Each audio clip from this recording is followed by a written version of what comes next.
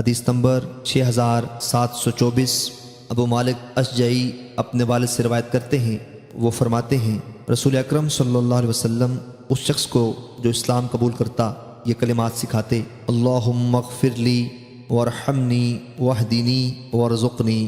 حدیث نمبر 6725۔ ابو مالک اشجعی اپنے والد سے روایت کرتے ہیں جب کوئی شخص مسلمان ہوتا تو نبی اکرم صلی اللہ علیہ وسلم اس کو نماز کی تعلیم دیتے، پھر اسے ان کلمات کے ساتھ دعا کرنے کا حکم دیتے: اللہم اغفر لی وارحمنی واہدنی وعافنی وارزقنی۔ حدیث نمبر 6727۔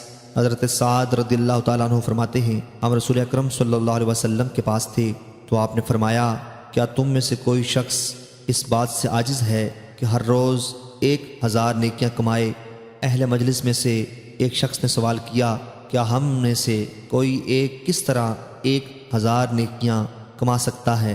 فرمایا 100 بار سبحان اللہ کہے اس کے لیے 1000 نیکیاں لکھی جائیں گی یا اس سے 1000 گنا مٹائے جائیں گے۔